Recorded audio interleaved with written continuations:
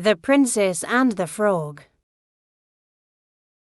Once upon a time there was a princess who was courted by suitor after suitor who came to the palace to win her hand.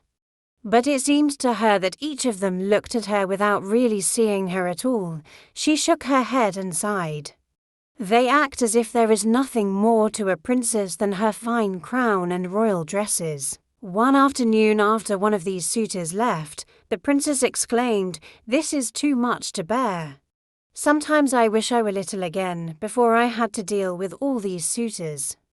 She remembered with special fondness a favourite ball, one that sparkled in the sun when she threw it high into the air. I wonder what happened to that ball. She thought, a quick search, and there it was. Full of joy, she clutched her ball to her chest and ran outside to the palace yard, where she threw it higher and higher. One time she threw the ball higher than ever, and when she ran to catch it, she tripped on a tree stump. When the ball fell down, it plopped right into the royal well. She raced over to fetch it before it dropped too far down, but by the time she got there she could no longer see it in the well-watered dot. "This is terrible," she moaned, "my ball got lost in this well." Just then a green frog poked its head above the water. "Can I help you?" said the frog. "Yes, you can," said the princess. She thought it was odd that a frog could talk, but then again, she wanted that ball. "You can go get my ball down that well." "No problem," said the frog, "but first there's something I must ask of you." "Ask of me, what?" said the princess.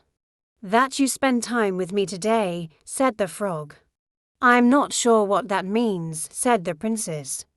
"Just spend time with me today," repeated the frog.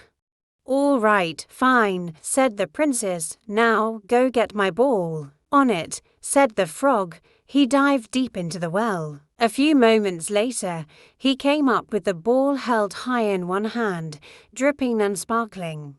"You did it," said the princess, taking it from him. She turned to go. "Wait a minute," said the frog. "You promised to spend time with me today." "I already did," she said with a shrug. The princess headed to the palace without looking back.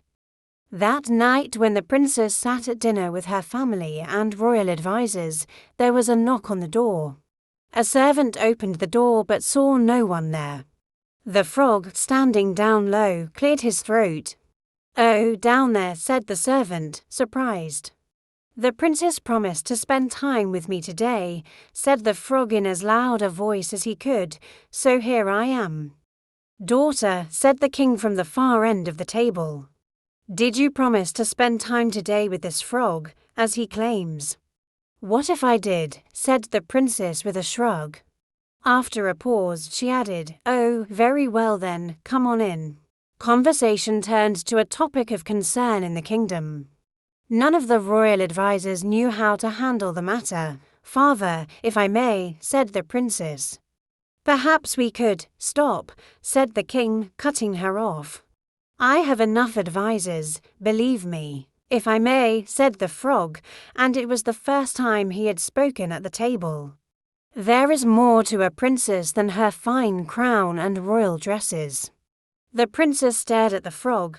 How could this little frog, and no one else, understand how she felt, deep down? After dinner, the frog bowed to the princess. He said, "You have done what you said you would do. It is time for me to go." "No, wait," said the princess. "It's not that late. How about a walk in the garden?" The frog was delighted.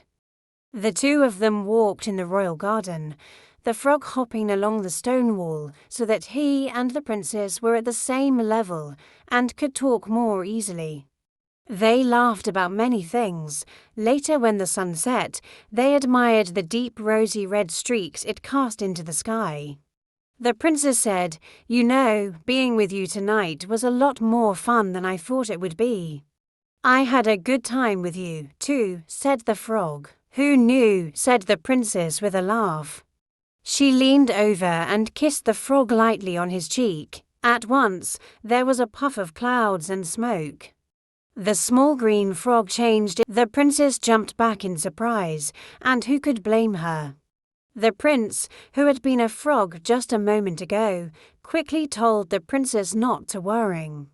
Years before, he said, an evil witch had put a spell on him that he must stay a frog until he was kissed by a princess. The witch had laughed an evil laugh, saying, "Like that will ever happen."